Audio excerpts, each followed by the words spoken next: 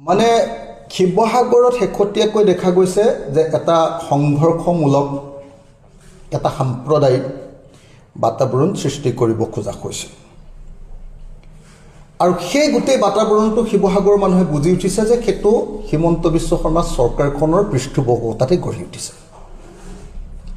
হিমন্ত বিশ্ব শৰ্মাই তেওঁৰ নিজৰ কিছুমান বিশ্বস্ত মানুহৰ জৰিয়তে আহোম ৰাজত্বৰ আটাইতকৈ দীঘলীয়া সময়ৰ ৰাজধানী য'ৰ পৰা অসমীয়া জাতি গঠন প্ৰক্ৰিয়া আৰম্ভ হৈছিল আৰু শেষ হৈছিল, যি আহোমে সকলোকে লগত লৈ অসমীয়া জাতিটোক গঢ়ি তুলিছিলে, সেই ঐতিহাসিক শিৱসাগৰত বিষবাষ্প বিয়াই দিবৰ কাৰণে হিন্দু মুছলমানৰ সংঘাত আৰু বিভিন্ন জাতি জনগোষ্ঠীৰ মাজত সংঘাত সৃষ্টি কৰিবৰ কাৰণে যোৱা কিছুদিন ধৰি যথেষ্ট পৰিমাণে চেষ্টা কৰি আছে। শিৱসাগৰখনক বাছি লোৱাৰ কাৰণ বোধহয় যিহেতু অখিল গগৈয়ে উচ্ছেদৰ বিৰোধিতা কৰি আছে, যিটো শিৱসাগৰে গোটেই উজনি অসমৰ জাতীয়তাবাদী মানুহবিলাকক প্ৰভাৱিত কৰি আছে। শিৱসাগৰে কোনোদিন কেতিয়াও বিজেপিৰ সাম্প্ৰদায়িক নীতিৰ ওচৰত চাৰেণ্ডাৰ কৰি দিয়া নাই। মানুহবিলাক বিবেচক, মানুহবিলাক সংস্কৃতিবান, মানুহবিলাকে চিন্তা কৰি কাম কৰে। সেইকাৰণে কিছুমান মানুহৰ জৰিয়তে তাত হিন্দু মুছলমানৰ সংঘাত লগাব খোজা হৈছে। মই হিন্দু মুছলমানৰ সংঘাত লগাব খোজা প্ৰত্যেকটো পক্ষক এই কাম নকৰিবৰ কাৰণে আহ্বান জনাইছোঁ। শিৱসাগৰ প্ৰশাসনক ষ্ট্ৰিক্টলি মই নিৰ্দেশ দিছোঁ যে তেওঁলোকে যেন কাকো আইন হাতত তুলি ল'বলৈ অনুমতি নিদিয়ে, তেওঁ মুছলমানেই হওক, তেওঁ হিন্দুৱেই হওক।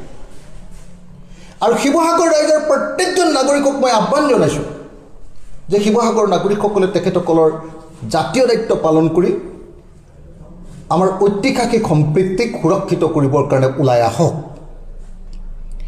মই ইতিমধ্যে ডিজিপি আৰু অসমৰ মুখ্যমন্ত্ৰীক জনাই দিছোঁ যে আপোনালোকে শিৱসাগৰত পুলিচৰ ছত্ৰছায়া, প্ৰশাসনৰ ছত্ৰছায়া যি সাম্প্ৰদায়িক ৰাজনীতি কৰিব খুজিছে, যি ঘৃণাৰ বিষবাষ্প বিয়পাব খুজিছে, বিভিন্ন জাতি জনগোষ্ঠীৰ মাজত সংঘাত লগাই এক অস্থিৰ পৰিৱেশ সৃষ্টি কৰিব খুজিছে, এইটো কেতিয়াও আমি কৰিবলৈ নিদিওঁ।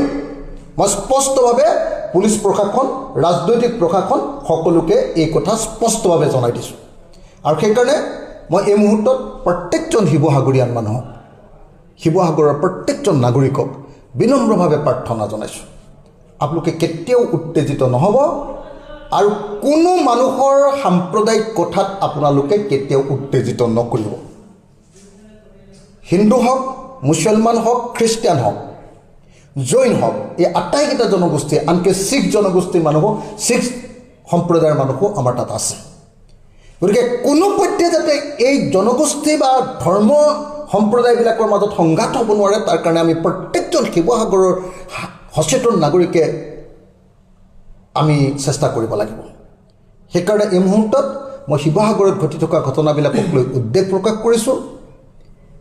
এই কামবিলাক যে চৰকাৰৰ ছত্ৰছায়াতে সংঘৰ্ষমূলক পৰিস্থিতি এটা সৃষ্টি কৰিবৰ কাৰণে কৰা হৈছে, সেই কথাটো আপোনালোকৰ সন্মুখত ক'ব খুজিছোঁ। আৰু এই সময়ত প্ৰশাসনক সকীয়াই দিছোঁ, চৰকাৰক সকীয়াই দিছোঁ এই কাম নকৰিবৰ কাৰণে। আৰু লগতে সমগ্ৰ শিৱসাগৰবাসী ৰাইজে যাতে কোনো পধ্যে কোনো চেঙেলীয়া লোৱাৰ কথা মতে হিন্দু মুছলমানৰ সংঘাতত জঁপিয়াই নপৰে, তাৰ কাৰণে মই সকলোকে আহ্বান জনাইছোঁ। মই কোনো সংগঠনৰ কথা ক'ব খোজা নাই, কিন্তু যি মানুহে বিজেপি আৰু RSSৰ হিন্দু মুছলমানৰ ৰাজনীতিত উঠা বহা কৰে, তেওঁ কেতিয়াও জাতিৰ কাৰণে ভাল কাম কৰা মানুহ হ'ব নোৱাৰে।